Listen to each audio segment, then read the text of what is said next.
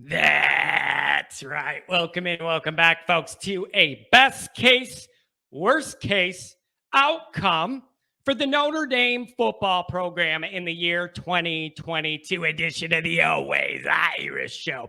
As always, you can find the program on YouTube. Do it, subscribe if you haven't yet. I'd appreciate that very much. Give the video a thumbs up if you approve of the content. Hit the notifications button. You'll be alerted every time there's breaking news, and Always Irish puts out a video on it. Twitter, search bar Always Irish or at Always Irish Inc. Emails, alwaysirishnd@gmail.com. Audio only, anywhere you want the program. You can find the program. Call in line 312-988-15. So, here we are, folks. The dog days of summer and college football will be back before we know it. Ohio State's creeping up on us fast. In just a few weeks, summer camp's going to open up. Let's take a few minutes to go over what I think are the realistic, best case, worst case scenarios for Notre Dame this year. Let's start in a good note. Let's start with the best case scenario.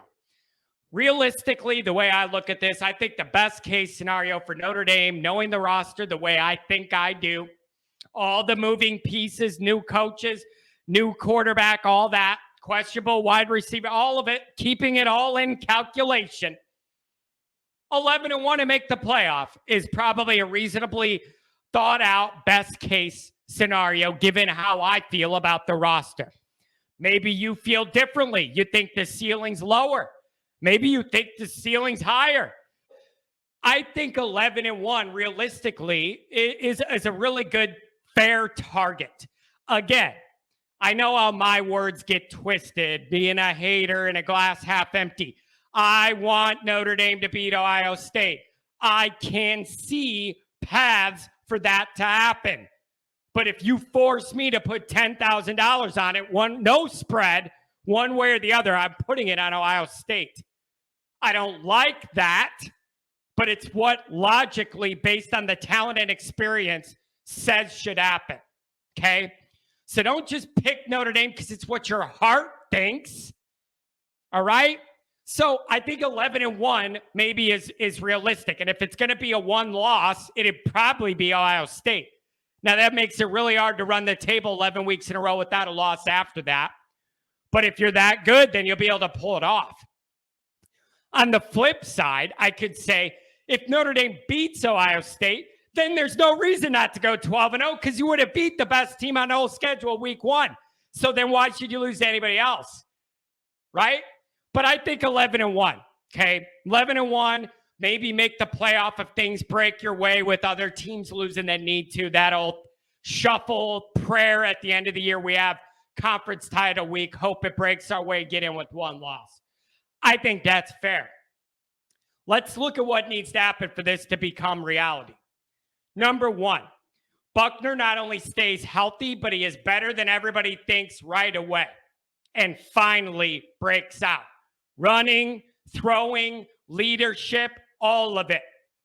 This is a guy that you win big games because of, not just with. That is a big difference. I'm going to repeat it. I need Notre Dame's quarterback from now on to become a guy you win your biggest games because of, not just with. And he's along for the ride and the defense carries you and all this. No. That ain't winning Notre Dame a title. I need a quarterback who wins the biggest games because of. All right?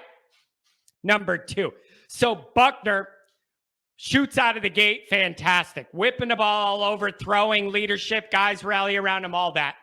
Number two, no more injuries at running back. You cannot afford it. You simply don't have the bodies. You can't afford anybody else to get hurt in that group. Estime, Jerome Bettis 2.0, that big bus running people down like a bowling ball and the little pins drop off them. You need Estime to be Jerome Bettis, basically. Tyree, healthy and fast. Then Diggs comes back and sometimes to add to the group. Number three, Mayer is Mayer, and he's used as he should be. I say it every week, There's no amount of passes thrown to that guy that I'm going to say it's too many. So he's a monster. Number 4, the offensive line is terrific all year, including at Ohio State. The offense is not held back at all in any way due to the offensive line like they were last year. Number 5, wide receivers. No more injuries. Can't afford that again. Position group, can't afford any more injuries. Already used them.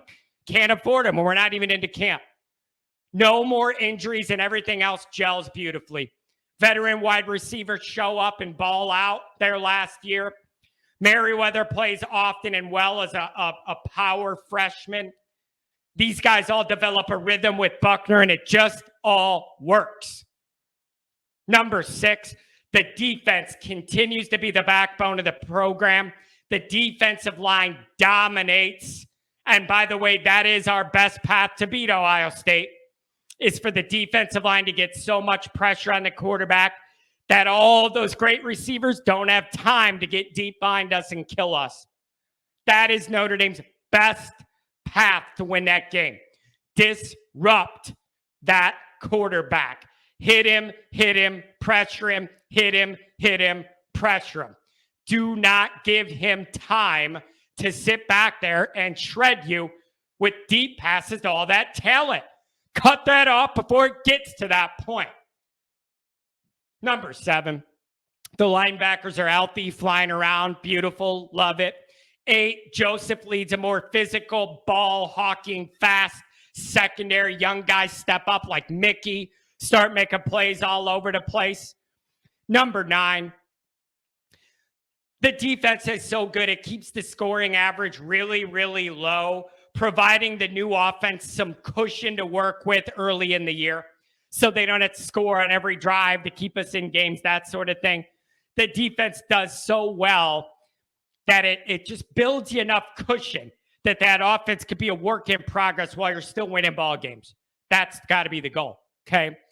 What a rosy picture I just painted of all these things coming together at the right time, breaking your way. Injuries break your way. The guys you need to step up in position groups where we're thin at depth, do so. Beautiful. That's the path to Notre Dame having a really, really great year on the high end. I'm going to say 11-1. Sneak in that playoff 11-1. High end. Rosy outlook. Now let's look at the worst case scenario. To me, my worst case scenario isn't a win-loss type deal per se.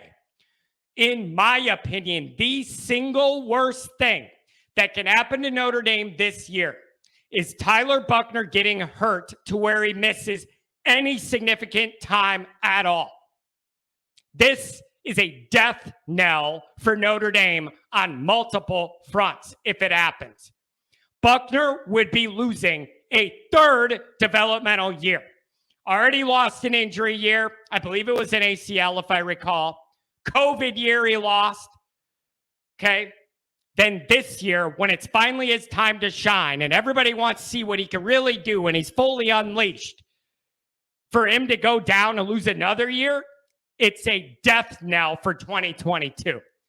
Going to Pine, if that happened, not ideal. Not ideal. No offense.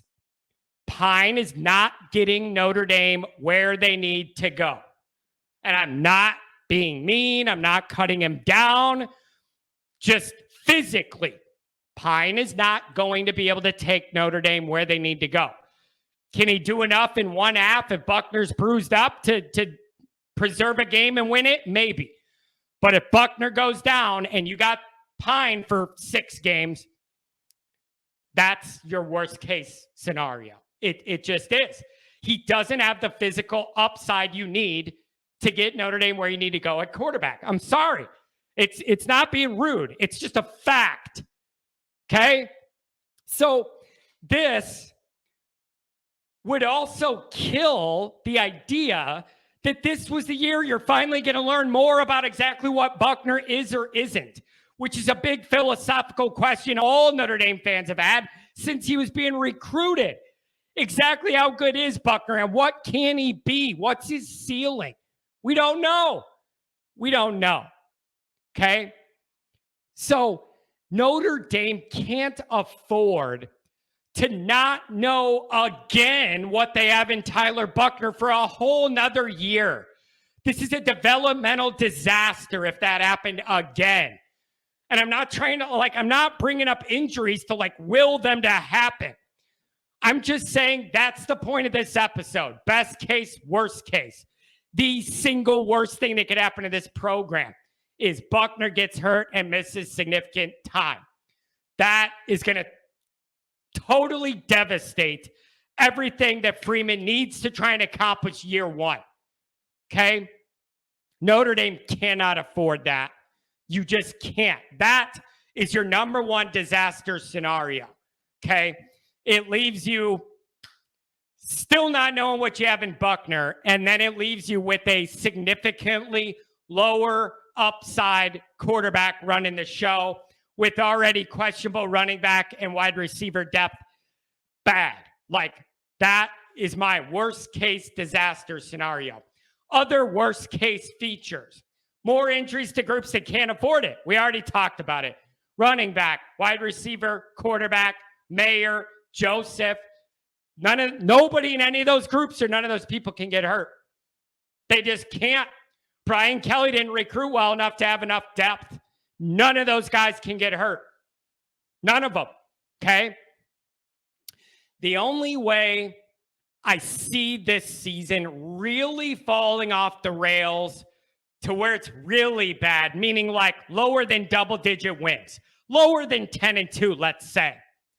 The only way I see that is a rash of injuries at key positions, and they just keep hitting in all the spots I talked about, okay? I think that is the only way that this all crumbles to where you end up under double-digit wins regular season, losing to teams you have more talent than when everybody's healthy. That's a dark path that I don't even want to think about. But if you get some of these injury deals where I'm talking about, that's what you're going to be looking at. That's what you're going to be looking at. So the only way I see us that we should drop below 10-2 or better is a rash of injuries. 10-2's got to be that low mark with relatively decent health.